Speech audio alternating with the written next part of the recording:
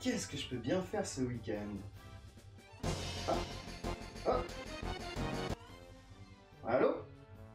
Quoi, ce week-end? Non, c'est bon, j'ai rien, tu veux faire quoi? Star Wars! Ah ouais, c'est cool.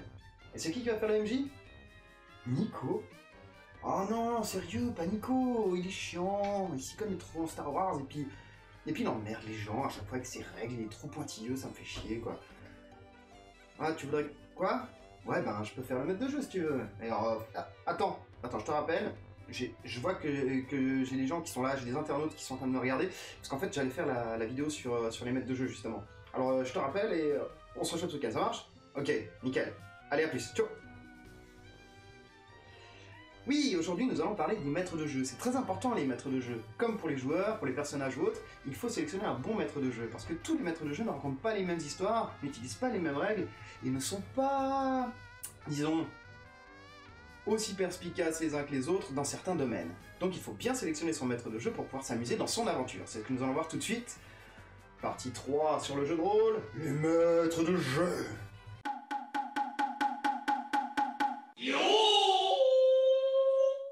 Alors, comme je le disais, il existe plusieurs maîtres de jeu. Qu'est-ce que c'est qu'un maître de jeu? Déjà, on va commencer par ça. Alors, un maître de jeu, dans un jeu de rôle, c'est celui qui va vous donner l'histoire, qui va vous exposer les faits, les lieux et les personnages. Il est donc le monde tout entier. Il est toutes les personnes, tous les lieux, tous les objets avec lesquels les joueurs vont interagir. Donc, le maître de jeu est en gros le conteur de l'histoire, à travers laquelle vous allez vivre l'aventure. Maintenant, il est très important de savoir quel genre de conteur vous avez envie d'avoir. Il y aura des conteurs qui seront très tatillons, qui vont suivre précisément le livre, les règles ou l'histoire.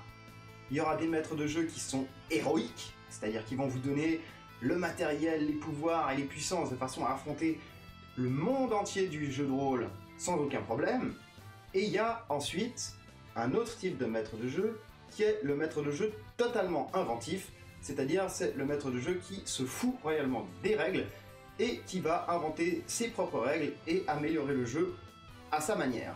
Donc on a à peu près 3 types de maîtres de jeu. On a le maître de jeu qui joue selon les règles et qui est très tatillon sur les règles et l'histoire. Le maître de jeu qui connaît ses règles et son histoire, mais qui va faire en sorte que les personnages soient des demi-dieux. Et ensuite, le troisième maître de jeu qui va, lui, prendre l'histoire, le jeu de rôle et autres, en général, et créer sa propre histoire à travers. Donc on va maintenant étudier ces 3 types de maîtres de jeu. Tout de suite, premier maître de jeu. Oui, alors si je m'en tiens aux règles, ton personnage marche dans l'herbe, mais selon la description de l'herbe dans laquelle il marche, il est possible que ça attaque les chaussures au bout d'un moment. Alors, d'après ce que j'ai regardé, ça fait 8 tours qu'on est dans le jeu, donc techniquement l'herbe va commencer à attaquer vos chaussures. Bon, ok, vous me dites que vous avez des chaussures en métal. Là, hein, c'est précisé, tout type de chaussures. L'herbe est attaquée par tout type de chaussures. T'as beau râler, je m'en fous, c'est marqué ici dans les règles, donc vos chaussures sont abîmées, vous ne pouvez plus continuer à marcher dans l'herbe. Ça, c'est un type de maître de jeu très tatillon sur les règles. Alors, est-ce que c'est bien d'avoir un maître de jeu tatillon sur les règles? Oui et non. Un maître de jeu très tatillon dans les règles aura souvent envie d'un jeu très roleplay, d'un jeu très immersif, c'est-à-dire qu'il va falloir, comment dire, exprimer avec son personnage des termes qui correspondent à l'environnement. Si par exemple vous jouez dans une époque médiévale, il va falloir faire des phrases typiques médiévales pour parler par exemple au PNJ. Par exemple, je vais aller à la taverne. Par exemple, quand moi je joue avec mes collègues, on va à la taverne et on dit moi je vais à la taverne, je vais voir le barman et je commande une bière et puis une viande. Comme ça, je vais récupérer un peu de PM et un peu de PV. Ça, c'est une façon de jouer. Le maître tatillon, lui, nous dira « Ça ne se passe pas comme ça, j'aimerais que tu ailles au bar et que tu parles avec le barman. » Alors, dans ce cas-là, la phrase aurait dû être « Bonjour, cher tavernier, aujourd'hui je trouve que vous avez bonne pitance, je vous prendrai bien du jus de pisse que vous pouvez servir derrière votre bar, ainsi qu'un gros morceau de bidoche car ma faim est grandissante. Puis-je l'avoir rapidement, s'il vous plaît ?» Donc ça, c'est du roleplay. Le roleplay, c'est très bien. Mais des fois, on a des situations qui sont redondantes dans le jeu de rôle. Par exemple, une session roleplay, c'est sympathique. Mais jouer tout le temps roleplay, à chaque fois qu'on fait une interaction avec un PNJ, ça peut devenir redondant. Surtout si vous allez tout le temps à la taverne et qu'à chaque fois il va falloir sortir des phrases de taverne et ainsi de suite et ainsi de suite. Ça devient redondant, ça devient un peu chiant, en tout cas pour moi. Mais il y a des gens qui adorent ça. Et ça fait partie, en général, du jeu de rôle plutôt tatillon, plutôt précis, d'un maître de jeu qui veut vraiment intégrer le roleplay, le personnage et l'aventure complète. Un jeu de rôle aussi avec un maître de jeu tatillon, ça peut être un petit peu emmerdant. Par exemple, il va souvent suivre des scénarios. Il est possible que vos maîtres de jeu suivent des scénarios, au lieu de les inventer eux-mêmes. Donc dans les scénarios, c'est marqué, par exemple, dans l'église, il y a machin, il y a machin, il y a machin, tu dois intervenir avec lui, avec lui, avec lui, avec lui. Le maître de jeu, lui, qui est trop tatillon et qui suit trop les règles à la lettre, va être emmerdé si, par exemple, les joueurs ont décidé de ne jamais aller dans l'église. Donc ce qu'il va faire, et ce qui est très embêtant avec un maître de jeu tatillon, c'est qu'il va forcer les gens d'une manière ou d'une autre à aller dans l'église. Et c'est très emmerdant parce que du coup vous sentez une espèce de frustration, une espèce de voix dirigiste comme dans un RPG sur PC qui vous dit c'est un mode couloir, il va falloir aller là, il va falloir parler à lui, il va falloir faire comme ça parce que c'est marqué comme ça. Et ça, c'est vraiment pour moi super emmerdant. Il y en a des qui adorent, hein, parce que ça donne un certain niveau de réalisme et on peut pas tout faire. Si le personnage est effectivement dans l'église, il ne peut pas se trouver à la mairie ou quoi que ce soit, mais c'est emmerdant à souhait pour les joueurs parce qu'ils se sentent vraiment piégés dans un couloir. Enfin, en tout cas, moi, c'est ce que je sens et c'est un peu chiant. Il y a aussi d'autres phases qui peuvent se retrouver tout d'un coup un peu spéciales avec ce genre de maître de jeu. Moi, ça m'est déjà arrivé, par exemple, on a fait une partie, je me souviens plus ce que c'était, mais bon, on s'en fout. Maintenant, j'ai perdu le nom, c'est pas grave. On faisait une partie, j'étais une espèce de petite créature avec des yeux globuleux très intelligente, et on se fait capturer, mon groupe et moi, avec les guerriers, les humains, les elfes et tout, par des hommes cafards. Alors, les hommes cafards nous emmènent dans leur terrier, et puis là, on est emprisonné par eux. Déjà, les sessions emprisonnement, c'est très chiant, il faut que ce soit assez vite libre, ou qu'il y ait des actions dans la prison. Parce que juste être enfermé, attendre son tour pour arriver à la scène cinématique suivante, c'est de la merde. Donc évitez ça. Donc on est dans cette prison, mais on est quand même accepté par les cafards, on peut se balader à gauche à droite. Et moi, les cafards, par rapport à ma race, c'est l'opposé total. C'est-à-dire que si je peux péter la gueule à tout le monde alors que je suis dans leur ville, techniquement j'y gagne. Et en plus, si je me sacrifie pour tous les tuer, je deviendrai sûrement un héros pour ma faction. Voilà ce que je veux dire. Et donc on est à l'intérieur, et à un moment, les cafards se regroupent tous à un endroit. Et demandent à tous les héros d'y aller, mais sans vraiment les surveiller. Donc tous les héros y vont, sauf moi. Et moi j'avais remarqué qu'auparavant, il y avait une petite salle en fait, où il y avait des espèces de cordes et des pierres lumineuses, rougeoyantes de magie, et apparemment c'était la salle de contrôle de cette ville. Et là, je me dis, moi j'y vais pas en fait, j'en ai rien à foutre, et je vais aller dans la salle de contrôle et je vais voir ce que ça fait de tirer sur toutes ces manivelles pour voir si je peux faire quelque chose. Alors je rentre dans la pièce, j'ai pas mal de vues, hein, avec mes gros yeux globuleux, je regarde, je réussis mes jets, y a personne, je dis ouais quand même, on peut se planquer derrière des trucs, d'après comment il décrit la pièce. Je dis bon j'ai fouillé à la main, vraiment, recoin par recoin, de toute façon ils sont tous en train de parler à leur reine, machin et tout, ça va prendre des heures, j'ai le temps de fouiller. Donc je fouille et il me dit, effectivement, il n'y a rien dans cette pièce, il n'y a personne. Alors moi je dis, je m'en branle, je suis désolé pour le groupe, mais je suis un personnage RP, hein, parce qu'on joue avec un maître de jeu un peu tatillon, donc je suis très RP. Je me dis que mon personnage peut éliminer un nid complet de ses ennemis mortels, c'est-à-dire les cafards, à lui tout seul. Je me dis, je m'en fous ce qui va se passer en ville. Je tire sur toutes les manivelles, je active toutes les pierres magiques, et puis si ça pète, je m'en branle. Et là, le gars, il me fait, ouais, mais si tu fais ça, tu risques de tuer le groupe. Oui, mais en même temps, je deviendrai un héros pour ma race et ma nation, donc je vois pas à quel moment je peux pas faire ça. Alors il me fait, ok, tu tires la première corde, mais en fait, il y avait un soldat cafard qui était caché, tu l'avais pas vu, qui t'attrape et qui t'emprisonne. Pourquoi il a fait ça, votre avis? En fait, il a fait ça parce que son scénario devait nous emmener à un autre stade, pour nous emmener à une future course-poursuite, pour nous emmener ailleurs. Alors, être trop tatillon et trop suivre l'histoire et avoir un maître de jeu comme ça va vous empêcher d'avoir des libertés scénaristiques au niveau de votre personnage. De faire des choses qu'un personnage, normalement, dans cette histoire, ne ferait pas. On avait fait aussi un petit scénario L5A, justement, et là, c'est super codifié, tu vois. Il y a des règles, et tu peux faire ci, tu peux pas faire ça, sinon tu meurs, sinon machin, sinon machin.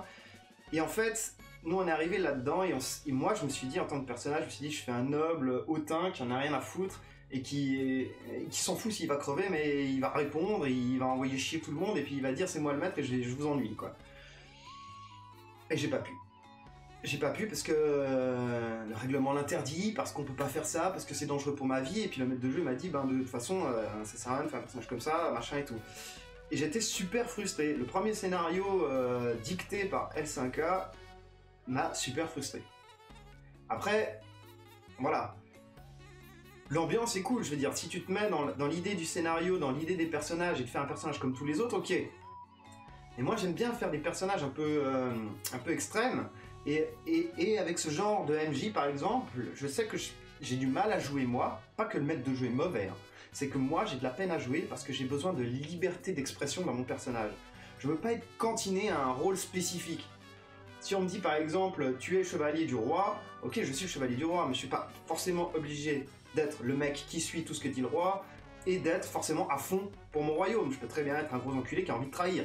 Enfin voilà, il y a toute une relation avec l'envie que tu as de ton personnage. Comme par exemple, je joue beaucoup à Vampire et je joue des Malkavian. Les Malkavian, c'est des gars complètement fous.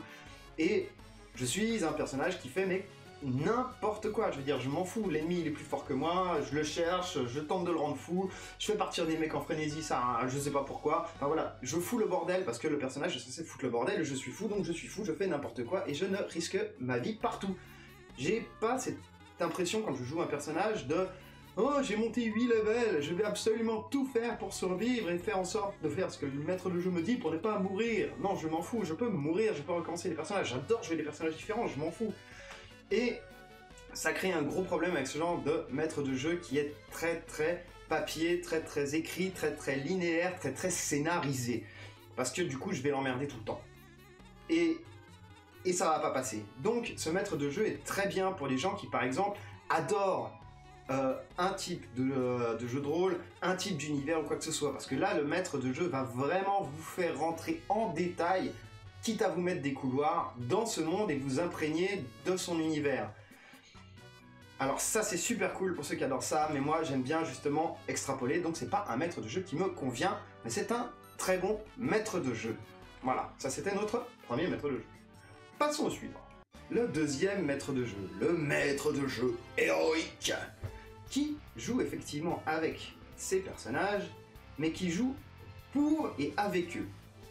Ce qui veut dire, par exemple, que dans un jeu de rôle, on va dire, je ne sais pas, un peu médiéval ou quoi que ce soit, ils vont tomber sur des tonneaux de poudre noire. Alors effectivement, peut-être les personnages n'ont jamais trouvé de poudre noire jusque-là, mais avec un jet d'intelligence ou autre, ils arrivent à remarquer que ça prend feu. Par déduction, le joueur, par déduction, se dit, bah c'est de la poudre noire, même si son personnage ne le sait pas.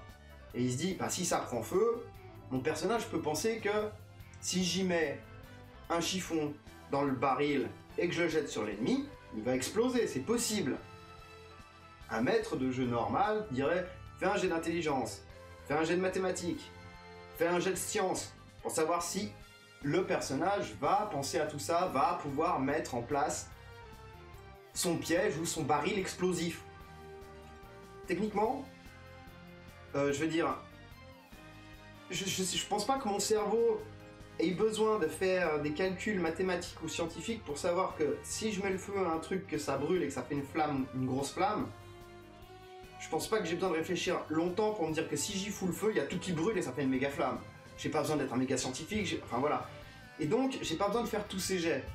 Et tout ça, ça améliore, disons, la fluidité et ça permet au personnage d'évoluer rapidement, de faire une action sympathique et d'être un peu plus puissant, voire plus fort que ce qu'il devrait, parce qu'il a peut-être pas les compétences scientifiques ou quoi que ce soit, mais ça va permettre d'avancer l'aventure sans trop ralentir le jeu, à faire tout le temps des jets de dés sur de la micro-gestion. Et par la suite, ce maître de jeu va aussi donner des pouvoirs au personnage, mais va pas donner des pouvoirs genre ouais alors on est début du jeu, t'es un petit magicien, alors tu sais faire protège pluie, respirer sous l'eau et Oculus Reparo quoi. Ça veut dire qu'en gros il a 3 sorts de merde qui lui permettent pas du tout d'être héroïque, donc ça veut dire qu'il doit de toute façon de base être un petit peu un suiveur, un faible, et doit s'arranger en tant que faible pour tenter de gagner quelque chose contre tout le monde qui sera plus fort que lui, entre guillemets, au départ. Alors que là, ce maître de jeu, lui, va commencer avec le même magicien, mais va lui dire, ok, tu commences avec boule de feu, protection et soin. Le mec, il est équipé, quoi. Il est déjà équipé pour péter la gueule à un mec balèze. Bien sûr, les mecs balèzes en face seront peut-être pas les mêmes que dans un vrai jeu de rôle, c'est-à-dire que par exemple, dans un vrai jeu de rôle, on va affronter un gobelin en 1 contre 1 parce qu'on est nul, et que le gobelin du coup il est super fort contre nous, et puis qu'il va falloir se mettre à 3 ou 4 pour le buter. Et bien là du coup, comme les mecs sont équipés, on peut déjà passer directement au niveau épique de la bataille, c'est-à-dire qu'ils sont 4 héros qui auraient dû se battre contre un gobelin qui paraissait super fort parce qu'on traîne le combat. Là on a 4 héros héroïques qui vont affronter 8 gobelins ou 10 gobelins parce qu'ils peuvent leur péter la gueule. Et ça, c'est un maître de jeu que moi je suis en fait. J'adore vivre l'aventure avec les héros et pas en tant que maître de jeu et monde. Par contre, je suis pas non plus trop sympathique. Je veux dire, les échecs critiques, c'est des échecs critiques. Hein. Tu perds une jambe, tu perds une arme, tu perds une armure, hein, tu frappes ton pote. Je veux dire, voilà. Tu peux crever, comme dans tous les jeux de rôle, tu peux faire une grosse connerie. Tu peux dire, je vais attaquer le mec trop fort parce que j'ai des pouvoirs de la mort. Mais en sachant que j'ai donné des pouvoirs de la mort, il faut se dire que quand je dis que je mets un boss, il a encore plus des pouvoirs de la mort, de of the dead, of the level 2000.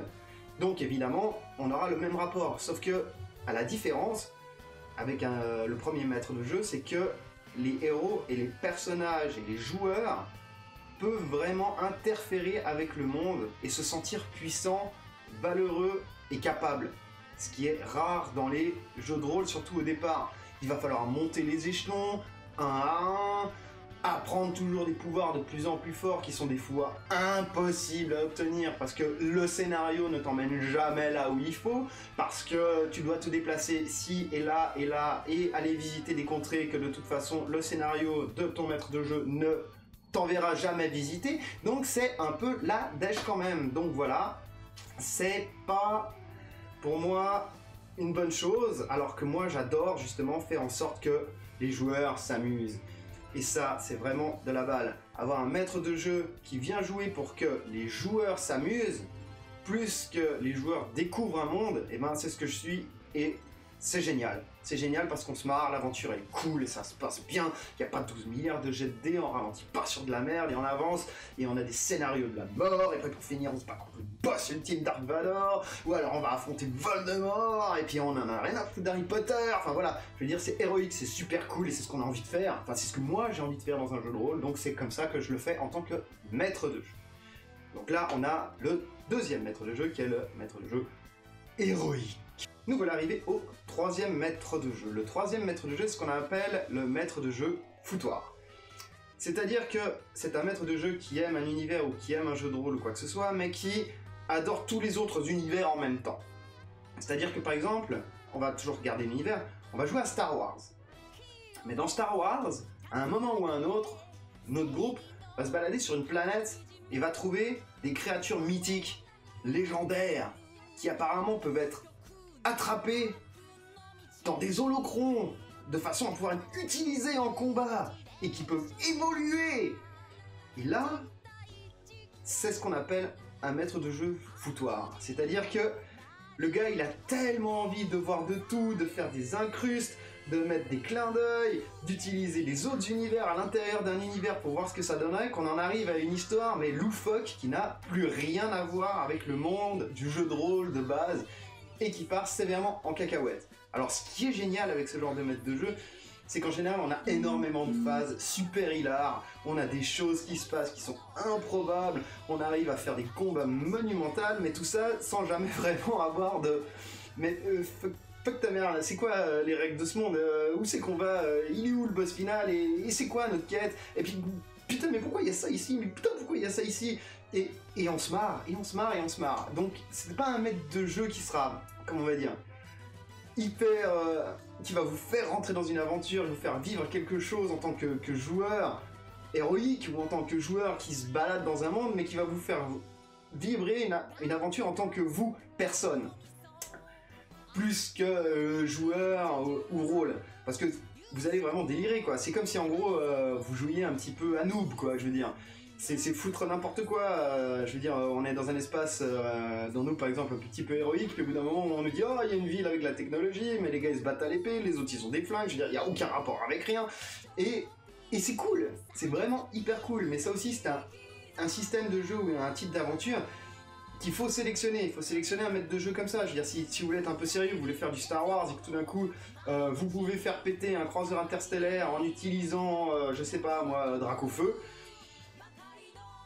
Il y en a des qui dans l'univers Star Wars vont dire non, là, tu déconnes mec, tu peux pas faire ça, c'est de la merde ton jeu, tu me casses les couilles. Alors que non, c'est une vision, c'est une façon d'utiliser ses capacités de maître de jeu et sa façon de compter pour rendre l'histoire fun et lui donner un environnement qui n'existerait pas dans ce jeu de rôle. Et ça, c'est vraiment cool, j'aime bien. Bon, c'est pas un type de jeu de rôle que je ferai en continu, tu vois. C'est plutôt une aventure ici, une aventure là, tu sais, pour décompresser, pour se marrer, pour raconter n'importe quoi, et puis jouer en pote, et puis surtout peut-être picoler et faire les cons. Donc ça, c'est génial, j'aime beaucoup aussi ce type de maître de jeu. Pour finir cette vidéo sur les maîtres de jeu et l'importance des maîtres de jeu quand on joue à un jeu de rôle, j'aimerais juste revenir sur le fait que un maître de jeu, un vrai bon maître de jeu, s'adaptera toujours à la volonté d'un personnage. Par exemple, un maître de jeu un petit peu très fixe comme le premier, qui doit vous emmener dans une église, parce qu'il y a 4 personnages dans une église, mais que vous n'allez pas dans l'église, malgré toutes les indications qu'il vous a données, mais que vous alliez à la taverne, sera assez intelligent pour transposer les gens de son récit qui sont dans l'église dans la taverne, pour que vous puissiez avoir les interactions dans la taverne. Donc, ce sera un bon maître de jeu. Il n'aura pas vraiment ce système fixe et linéaire, je suis bloqué sur les lignes. Ça, c'est surtout au départ. Mais il y en a des qui bougeront jamais, qui seront toujours comme ça, malgré que ça fait 10 ans qu'ils font du jeu de rôle, ils sont obligés de suivre les lignes, ils sont obligés d'écrire les scénarios. Ils ne peuvent pas improviser. Et l'improvisation est très importante. Comme par exemple, on peut avoir aussi un deuxième maître de jeu comme moi, qui tout d'un coup, lors d'une phase spécifique, pour une cinématique, pour une ambiance ou une impression, va obliger bien sûr les personnages à parler façon roleplay, leur mettre des scènes ou des attributs ou quoi que ce soit qui vont les obliger à faire des actions ou autres pour leur donner du roleplay, mais tout en gardant l'esprit héroïque, sans être vraiment trop exagéré, et garder une certaine relation avec l'histoire quand même. Par exemple, on peut être très bien héroïque et décider d'aller attaquer le croiseur de Darth Vader et commencer l'assaut et se dire « Ouais, on pourrait gagner, mais comme on va quand même suivre un petit peu la logique et garder l'esprit de Star Wars, et on peut pas battre Darth Vader, et bien là, on va avoir en fait un croiseur interstellaire qui va sortir de l'espace luminique pour venir nous tirer sur les héros sur le côté, qui se retrouvent du coup désavantagés alors qu'ils allaient gagner et qui devront prendre la fuite. » Ça sera super héroïque parce qu'effectivement, ils ont mis en défaite Darth Vader, mais ils n'auront pas réussi vraiment à le vaincre. L'histoire pourra quand même continuer.